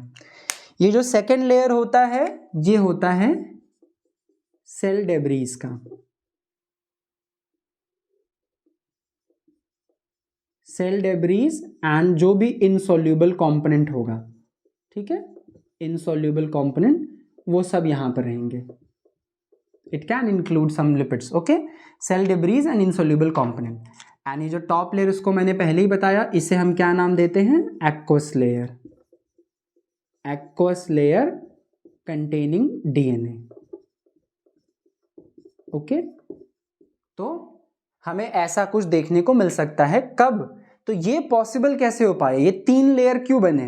बिकॉज हमने पीसीआई से ट्रीटमेंट दिया था, वरना हमें क्या मिलता एक पेलेट मिल जाता, एक सुपरनेटेंट मिल जाता। अब उस सुपरनेटेंट में क्या इम्प्योरिटी बची रहेगी कुछ उतना श्योर नहीं हो पाता, फिर हमें उसमें कोई एजेंट ऐड करना पड़ता ताकि हम दूसरी इम्प्योरिटी को हटा सकें। वो एक रिपीटेड स्टेप हो सकता था, लेकिन यहाँ पर ये चीज़ हमें एक बार में problem solve. Okay, so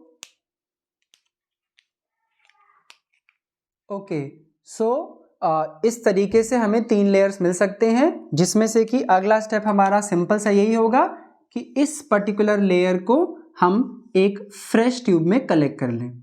okay, अब हमें क्या रहेगा, एक कंफर्मेशन कि हाँ हमने मैक्सिमम इंप्योरिटीज को रिमूव कर दिया। प्रोटीन इंप्योरिटीज है तो इसमें वो सब भी है, मतलब जो एंजाइम्स अगर हमने इस्तेमाल किए तो वो सब भी यहाँ पर आ गए। ओके, आरएनए वगैरह है डिग्रेड हो चुका है, वो भी सोल्यूबलाइज होकर इन्हीं के साथ आ जाएगा। ओके, तो हमारा ये जेनेटिक मटेरियल हमें पे मिल गया। अब जहां पर जैसे लिखा है मेंशन भी एक एक्वस लेयर अगर है कंटेनिंग डीएनए, तो एक अंडरस्टैंडिंग है कि इसमें डीएनए प्रेजेंट है लेकिन सोल्यूबल होगा, हम ऐसे इसको अलग नहीं कर पाएंगे आसानी से। ओके, मतलब ऐसा नहीं कि वो इसको सेंट्रीफ्यूज कर दिया तो डीएनए मिल जाएगा, ऐसा नहीं है। ओके, वो सोल्यूबल है इसमें। अब हमें क्या करना पड़ेगा, इस जो डीएनए इस पर्टिकुलर ट्यूब में हमें मिला एक्वस लेयर के फॉर्म में, अब हमें इस डीएनए की सॉल्युबिलिटी को घटाना पड़ेगा, क्योंकि सॉल्युबल है। सॉल्युबिलिटी घटा देंगे तो क्या होगा, हमें बहुत आसानी से उसको सेंट्रीफ्यूज की मदद से अलग कर सकते हैं इस लिक्विड पोर्शन से। अब ये लिक्विड पोर्शन में डीएनए प्रेजेंट है, अगर हमने उसकी सॉल्युबिलिटी को घटाई, सॉल्युबिलिटी को घटाने का मतलब क्या हुआ, प्रेसिपिटेशन कर दिया हमने। Okay, and that is what the third step of DNA isolation is called as. Okay, इस थर्ड स्टेप को हम कहते हैं प्रेसिपिटेशन ऑफ डीएनए।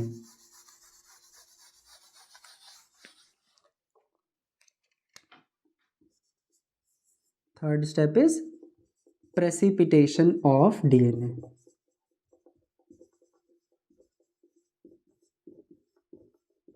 ओके, जरूरत क्यों पड़ी थर्ड स्टेप की, क्लियर हो गया? क्योंकि हमें इस स्टेप के बाद जो भी कंपोनेंट मिला इसमें क्या है, एक्वस लेयर है डीएनए के साथ।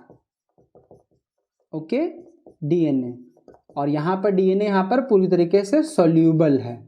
ओके, तो सेंट्रीफ्यूज से काम नहीं चलेगा कि इसको दोबारा सेंट्रीफ्यूज कर देंगे तो डीएनए नहीं मिल जाएगा, प्रेसिपिटेशन करना पड़ेगा। ओके, मतलब डीएनए की सॉल्युबिलिटी को घटाना पड़ेगा ताकि वो हमें एक पेलेट के फॉर्म में मिल सके, क्योंकि आपने अगर उसकी सॉल्युबिलिटी को घटाया दैट मीन्स आपने उसकी डेंसिटी को इंक्रीज कर दिया। अगर वो प्रेसिपिटेट हो रहा है तो डेंसिटी बढ़ जाएगी, उसकी डेंसिटी बढ़ेगी तो वही सेंट्रीफ्यूज का प्रिंसिपल वहां पे लग जाएगा और डेंसिटी की वजह से डीएनए नीचे सेटल हो जाएगा पेलेट के फॉर्म में, और जो भी लिक्विड पोर्शन उस एक्वस लेयर में बची है वो ऊपर रहेगी सुपरनेटेड के फॉर्म में, जिसे हम आसानी से रिमूव कर सकते हैं। Okay, how do we do the precipitation, DNA को प्रेसिपिटेट करते कैसे हैं, तो उसके लिए हम हेल्प लेते हैं अल्कोहल की एंड कोल्ड टेम्परेचर की। दो चीजें, हमें अल्कोहल चाहिए एंड कोल्ड टेम्परेचर चाहिए। ओके, अब अल्कोहल में हम प्रेफरेंस देते हैं आइसोप्रोपेनॉल को। ठीक, तो अल्टरनेट क्या है हमारे पास, ethanol. Okay, ethanol is an alternate. Cold temperature में हमारे पास प्रेफरेंस दी जाती है -20 डिग्री सेल्सियस को। अब आपके पास अगर ये फ्रिज नहीं है तो आप 4 डिग्री की हेल्प भी ले सकते हो।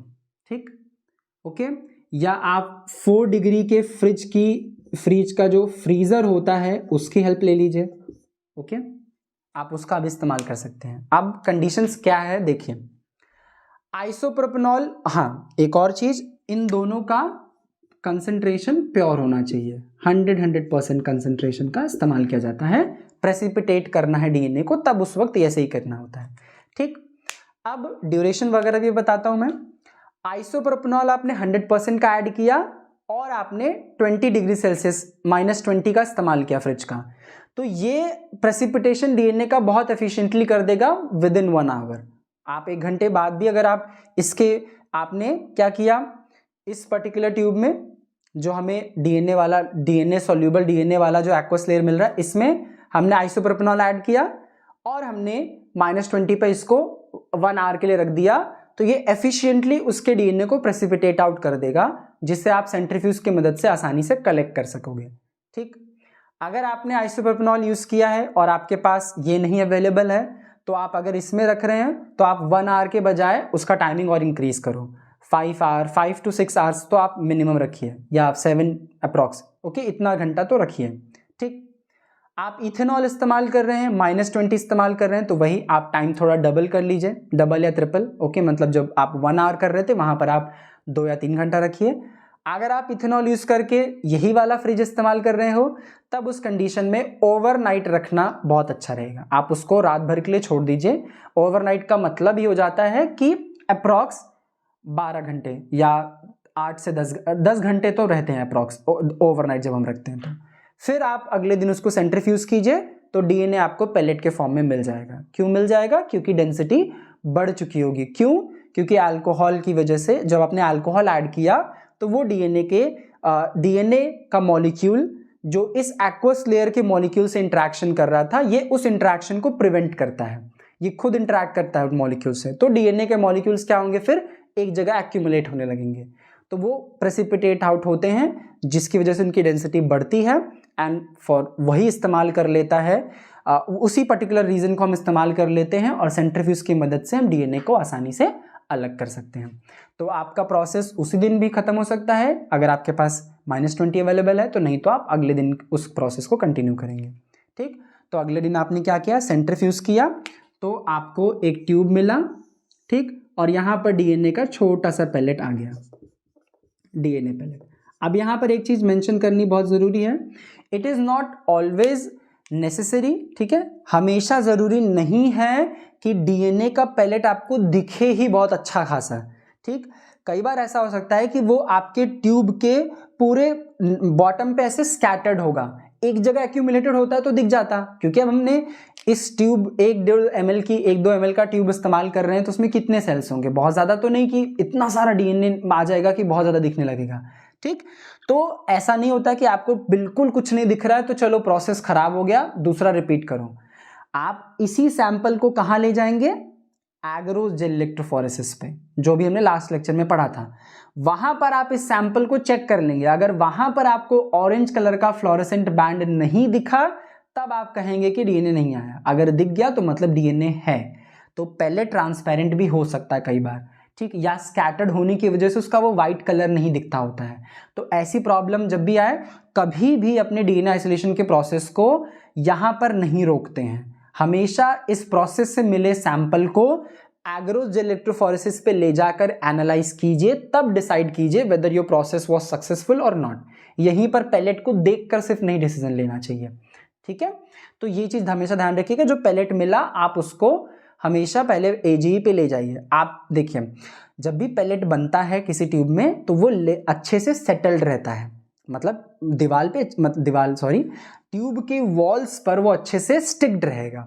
ओके, तो ऐसा नहीं आपने ट्यूब ओपन किया, ये पूरा अल्कोहल रिमूव करने के लिए ट्यूब ओपन किया, मतलब आपने अल्कोहल ऐड किया था और 1 घंटे के लिए या ओवरनाइट के लिए जो भी आपने रखा फ्रिज में, ठीक है, जो भी फ्रिज आपके पास अवेलेबल है, फिर आपने सेंट्रीफ्यूज किया। अब आपका क्या है, सेंट्रीफ्यूज किया तो मतलब डीएनए नीचे सेटल हो चुका होगा, तो आप ट्यूब ओपन करके अल्कोहल को अगर जेंटली रिमूव करेंगे तो ऐसा जरूरी नहीं है कि पैलेट भी आ जाए। पैलेट कई बार अच्छे से स्टिक करता है, अगर दिख रहा है तो बहुत अच्छी बात है, तब तो आप हल्के हल्के से ऐसे करके गिराइए कि पैलेट ना आए। नहीं आ रहा, नहीं दिख रहा, तब भी आप जेंटली ट्यूब को इन्वर्ट कीजिए। ऐसा नहीं कि बस लेके पलट दिया, हल्का सा ओपन करके हल्के हाथों से टिल्ट करते हुए पूरा अल्कोहल रिमूव कीजिए और इस ट्यूब को आप एयर ड्राई कर लीजिए।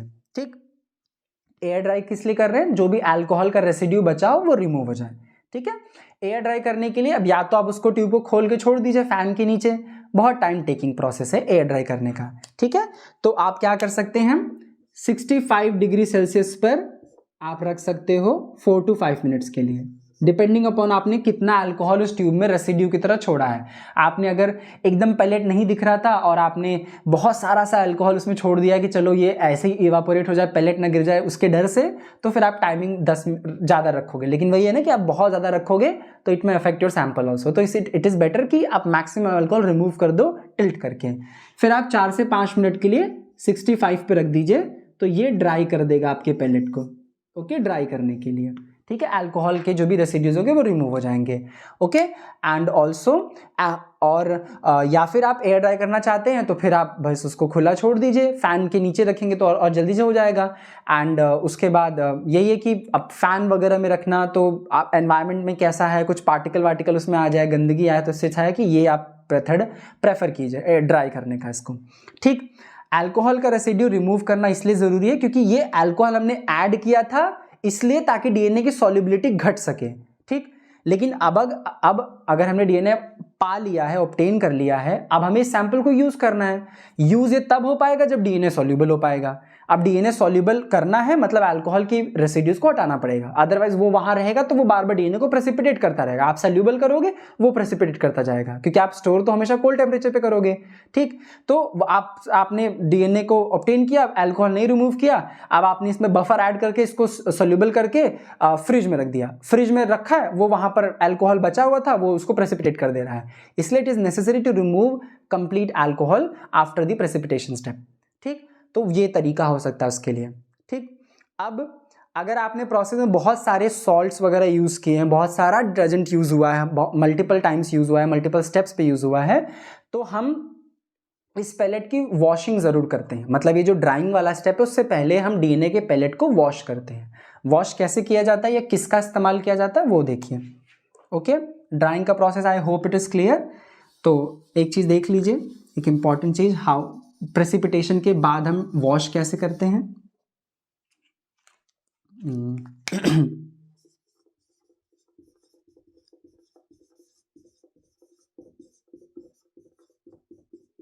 डीएनए पैलेट को वॉश कैसे किया जाता है। वॉशिंग के लिए हम यहाँ पर इस्तेमाल करते हैं 70% इथेनॉल। ओके, सो बेसिकली क्या हुआ, 70% इथेनॉल में 7 पोर्शन अल्कोहल का है एंड 3 पोर्शन वाटर का है। ठीक है, तो क्या होगा, वॉशिंग के लिए अगर आप अल्कोहल इस्तेमाल करते तो उसमें सॉल्ट सॉल्युबल नहीं हो पाएगा, वो सिर्फ डीएनए को प्रेसिपिटेट करेगा। सिर्फ वाटर इस्तेमाल करते तो डीएनए की सॉल्युबिलिटी भी खराब हो जाती क्योंकि उसको प्रेसिपिटेट करने वाला तो कोई रहेगा नहीं, तो डीएनए भी सॉल्युबल हो जाएगा उस वाटर के साथ, सॉल्ट भी सॉल्युबल हो जाएगा और सब बाहर निकल जाएंगे। इसलिए डीएनए का प्रेसिपिटेशन बरकरार रखने के लिए अल्कोहल और सॉल्ट को सॉल्युबलाइज करने के लिए वाटर। सॉल्ट कैसा सॉल्ट, आपके डीएनए पे जो भी सॉल्ट स्टिक हुआ होगा। क्यों, क्योंकि आपने पूरे प्रोसेस में बहुत सारे डिटर्जेंट और सॉल्ट इस्तेमाल किए, तो वो हो सकता है उसके साथ इंटैक्ट हो। ठीक है, उनको हटाएंगे ताकि डीएनए आपका थोड़ा और प्यूरिफाई हो सके, इसलिए वॉशिंग की जाती है। तो अल्कोहल, जब आप 70% अल्कोहल ऐड करोगे अपने पैलेट में, तो अल्कोहल उसकी प्रेसिपिटेटेड स्टेट को मेंटेन रखेगा। ठीक है, तो उसकी डेंसिटी हाई रखेगा, लेकिन वाटर जब इंटरेक्ट करेगा तो वो उसके सॉल्ट्स को अपने साथ सॉल्युबलाइज कर लेगा। ठीक, तो आपने इसको ऐड किया, मिक्स किया अच्छे से और दोबारा सेंट्रीफ्यूज कर दिया। तो सेंट्रीफ्यूज जब करेंगे तो अल्कोहल की वजह से, क्योंकि डीएनए प्रेसिपिटेटेड है तो फिर से नीचे ही सेटल होगा, लेकिन सॉल्ट वाटर की वजह से सॉल्युबलाइज हो जाएंगे और वो आसानी से लिक्विड यानी सुपरनेटेंट में आ जाएंगे और आप उसे रिमूव कर दोगे, फिर एयर ड्राई कर लोगे। एयर ड्राई करने के बाद आपको डीएनए मिल जाएगा। ठीक, आप डीएनए आपको मिला, अब आप उस डीएनए को सॉल्युबलाइज करोगे क्योंकि आपने उसका अल्कोहल रेसिड्यू पूरा रिमूव कर दिया। अब आप उस डीएनए को सॉल्युबलाइज कर लोगे। ठीक, तो सॉल्युबलाइज कैसे करते हैं, क्या यूज किया जाता है सॉल्युबलाइजेशन के लिए। आप सॉल्युबलाइजेशन कर रहे हो यानी कि आप आ गए हो चौथे स्टेप पर, दैट इज स्टोरेज। ठीक है, आप सॉल्युबलाइज कर ही इसलिए रहे हो ताकि आप उसको अच्छे से स्टोर कर सको एक लॉन्ग टर्म यूज करने के लिए। ओके, स्टोरेज ऑफ डीएनए सबसे इंपॉर्टेंट काम भाई। इतनी मेहनत से हमने आइसोलेशन किया है तो उसको स्टोर ही नहीं करेंगे अच्छे से तो ना हम इस्तेमाल कर पाएंगे, ना ही कोई एनालिसिस कर पाएंगे, ना ही यही श्योर हो पाएंगे कि उसमें आया भी था कि नहीं। Storage is very important. ठीक है, तो सेफ्टी कौन दे रहा था डीएनए को, शुरुआत में दे रहा था उसको टीई बफर। तो मतलब कि ये एक ऑप्शन हमारे लिस्ट में हो सकता है, ठीक, कि अपने डीएनए के पेलेट को, जो एयर ड्राई पेलेट है, उसमें टीई बफर ऐड कीजिए, उसको डिसॉल्व कीजिए टैप मिक्सिंग करके, टैप मिक्सिंग ऐसे ट्यूब को होल्ड करके ऐसे ऐसे या ऐसे ऐसे फ्लिकर करके, इस तरीके से या इस तरीके से, एजिटेशन जैसा एकदम वो नहीं, ऐसे ऐसे, ठीक, मिक्स कर लिया। टी बफर यूज कर सकते हैं क्योंकि ये भाई प्रोटेक्शन प्रोवाइड कर सकता है सैंपल को।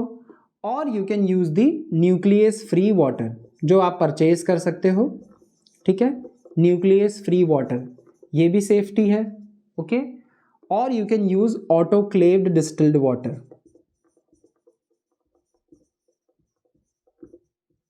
Okay, autoclaved distilled water, okay.